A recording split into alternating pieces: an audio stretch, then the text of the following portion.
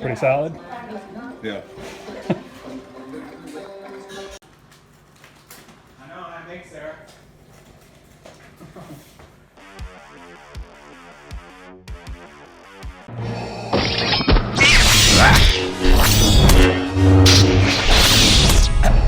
I have you now. Fresh off of the stop motion little clash between Wolverine and Darth Vader. Got the set and everything still built up. That was for an Instagram contest for Donnie Flip. I think that's how you pronounce his name. I don't know. I'm going to link it in the front there. But yeah, the theme was crossover, but you weren't supposed to use a crossover that had been done before, so you weren't supposed to be like Alien vs. Predator, or, you know, I didn't want to do like Marvel vs. Capcom or anything because that's already been done. So went with these guys. I like how it turned out. Definitely a challenge to animate this Wolverine. I know DGDX animated this guy a while back and mentioned that it was not the easiest figure in the world to move around, but, well, I like a challenge, because I'm dumb. And also because Revoltechs are more posable than pretty much any other figure. Granted, Wolverine didn't do a ton of extreme poses in that video, but I wanted to get some practice in, because I do want to use these Revoltech X-Men for something else that you might see in the near future.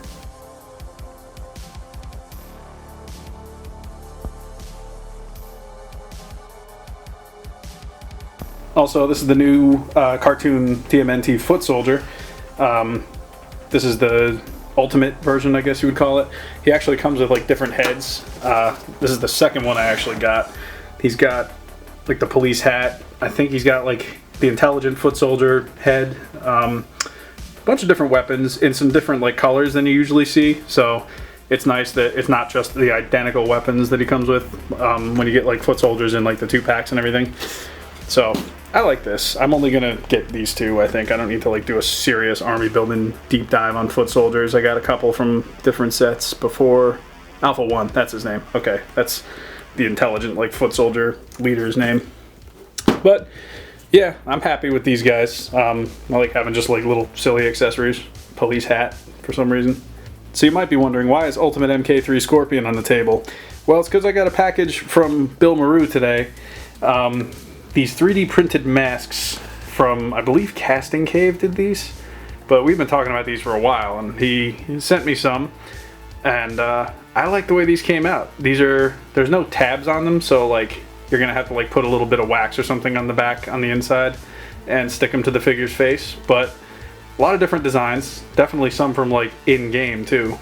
And the camera's not really picking up the detail as best it can, but we'll try and get what we can.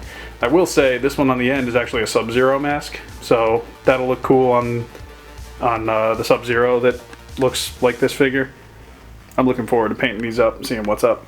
So they don't stay on, obviously, without like wax or something, so this is just kind of like resting there, which is why his head is looking up at the heavens, but I like the design of it. It's nice. I know it's tough to tell without paint, but I want to say this is maybe MK9? I don't know. Somebody leave a comment and tell me what these masks are. Ian, where are you? Get in there. Tell me what this is. No, that really did just fall off when I was trying to film. So I think this is one of the MK11 masks. I don't have it on there very good, but yeah. Gonna look good once it's painted and put on properly, a little higher up. And lastly, kind of a more classic one. I don't specifically know what masks these are, like I mentioned, but once I paint them up, I like having the options. These figures, I didn't like the stock masks that they came with. Actually, well, Scorpion came with like this skull one, which I honestly didn't mind. I think other people didn't really care for it, but I thought it was alright. But yeah, something about these new ones is gonna just bring out the figure a little more, I think. And I know this isn't Sub-Zero, but this is the Sub-Zero mask from MK9, I believe. I don't know, something like that. But that's what it'll look like when it's on the figure, painted up nice. Yeah, that's gonna be cool. Also in from Bill Maru is the Nuke figure from Marvel Legends, but I took the Nuke head off and I put the Reese head that came with Skullbuster here. So now I got a nice little Reavers team. I got the new Lady Deathstrike in arcade a few weeks ago, and yeah, they look good together. It'll be cool to see what other ones they give us. Probably Bonebreaker in the little tank, that'd be cool. And then just been messing around with like kind of some different things over here. Got that Peter Parker and put the Scott Summers head on him. Which, it's not a perfect match paint-wise or anything, but I don't know, from a distance I don't mind it. And then I put the Hellfire Club Jean Grey head on the House of X body. Which, I mean, I still don't care much for this body type. It's still too short in my opinion. I never got that Netflix Jessica Jones, which I think is kind of a more casual, more relaxed look, kind of like the Scott Summers body I got here. And I think that head sculpt would actually look really good on it. This, in my opinion, is probably the best Jean Grey head sculpt that Hasbro's ever done. It's just, I don't know, it's just really nice. Speaking of that Hellfire Club set, I did end up, I know it's dark, but I did end up putting Emma Frost in that more like 2010s era X-Men shelf. She looks good. It's a nice looking team coming together.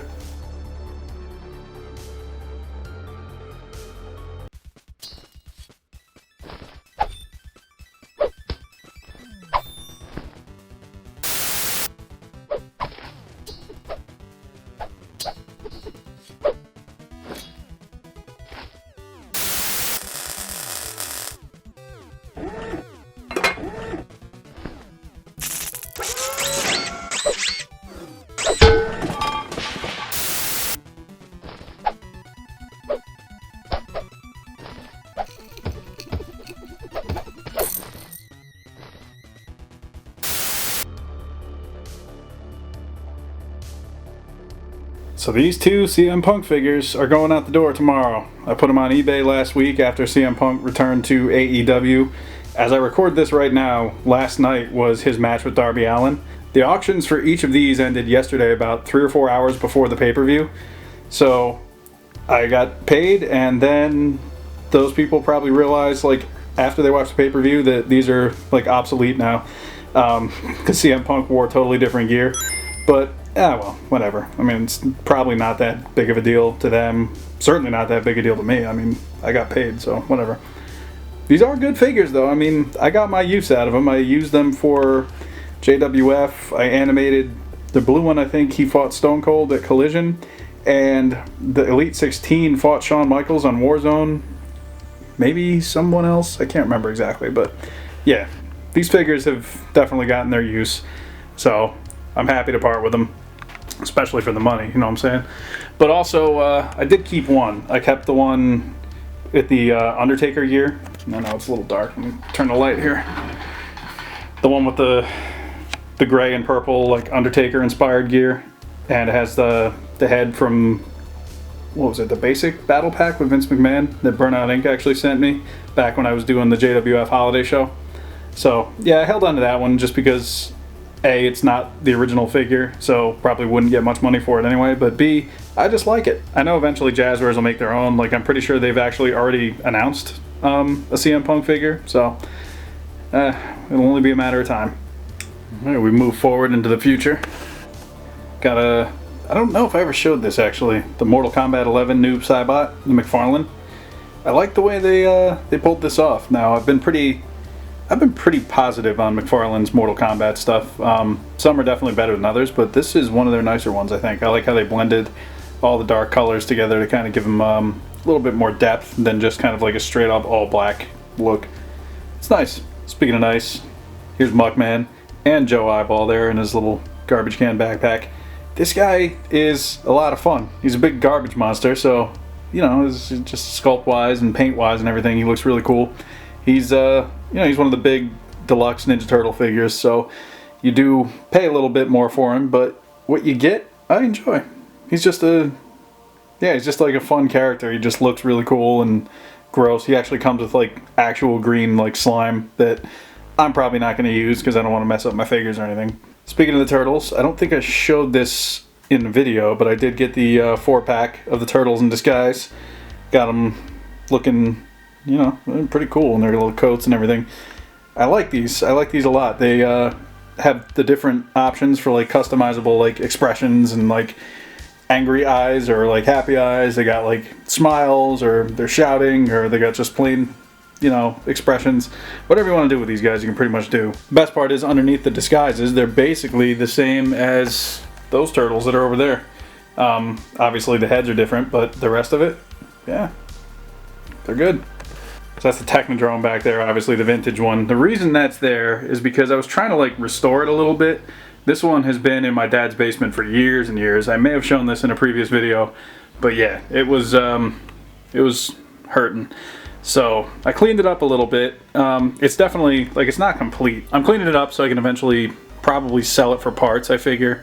There's going to be somebody out there that wants to, like, restore their Technodrome or, like, start from scratch and build a new one. So I figure, you know, I'm not as interested in the vintage stuff, even though this is cool to have. I don't really need it. So, yeah. Looks good, though. Some new wrestling stuff. Got the AEW, I think, Series 6 Jericho with the Le Champion bandana around his neck. It's got, like, the black and, like, yellow trim. Looks good. He's got the AEW Championship now. What I noticed, I pulled out the bubbly Jericho as well. What I noticed is that the belts are actually different.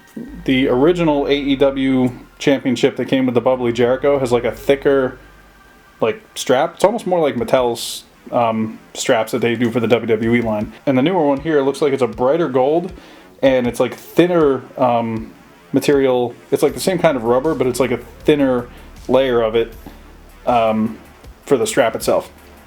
And there's like some little branding or something on the inside too. But yeah, just something I noticed. This one actually is pretty easy to get onto and off of the figures, which is nice. And I didn't have any problems with this belt either once I got my replacement. So yeah, pretty cool.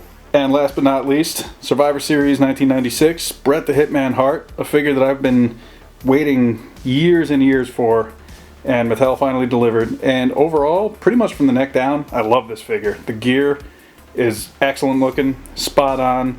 The alternate hands, everything that Bret comes with, the correct elbow and knee pads, which is, you know, surprisingly something Mattel has struggled with. Don't like the head sculpt. That's pretty much across the board what people's complaints are with this figure. I have seen people do this where they pull the shades up and it's kind of like his pre-match promo.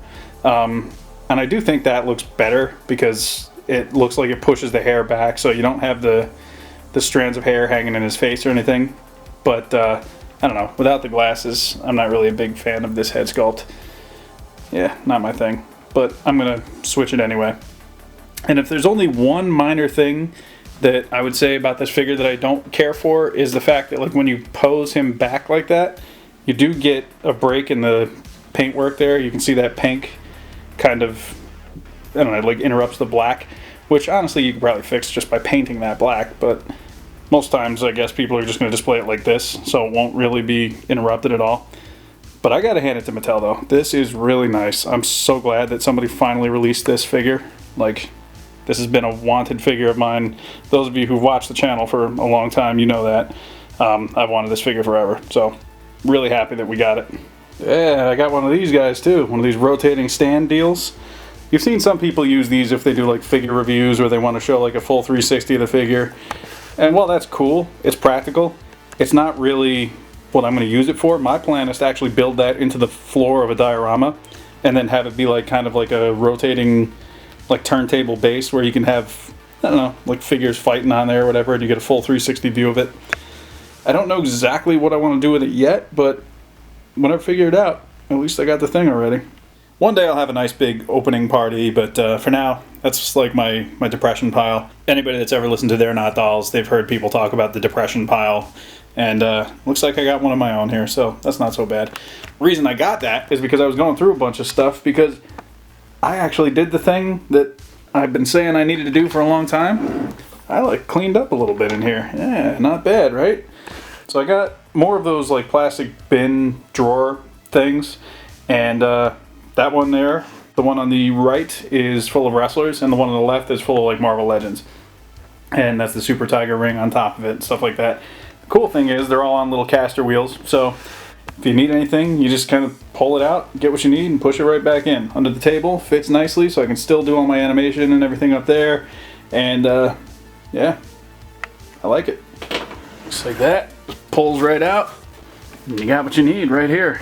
Obviously, I had to make use of some stickers, my 616 Entertainment stickers that I've had sitting around for like probably like 2 years or so.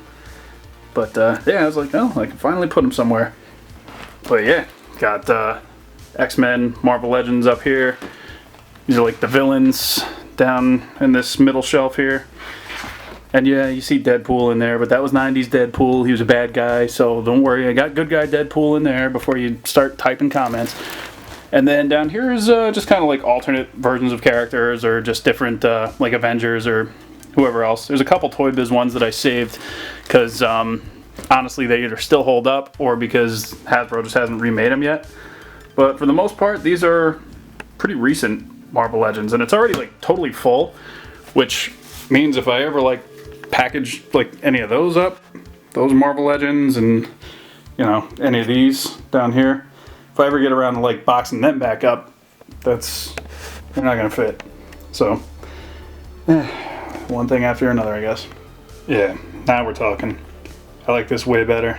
That's one of the modified Ultimate Edition heads that I made some time ago, where basically just trimmed up a lot of the hair that was like hanging in his face so it doesn't look as clumpy. But yeah, this figure is awesome now. I mean, it was awesome before, but I like it a little bit better now.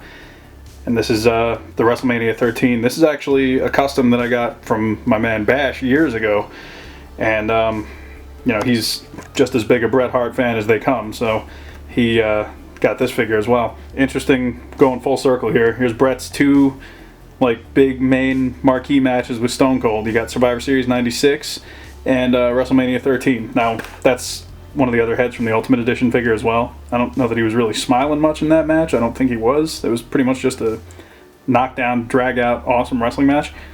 But yeah, that head fits on there too, obviously.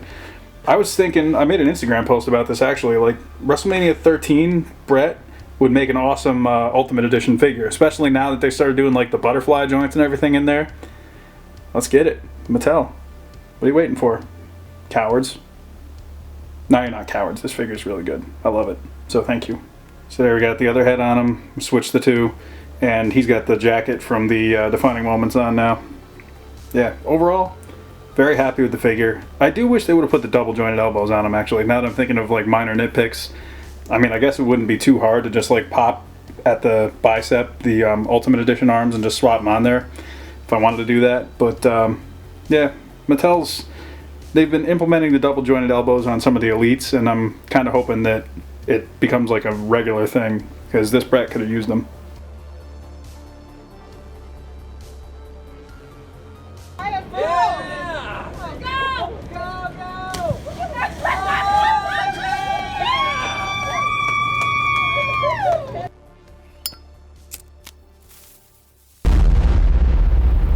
That's crispy.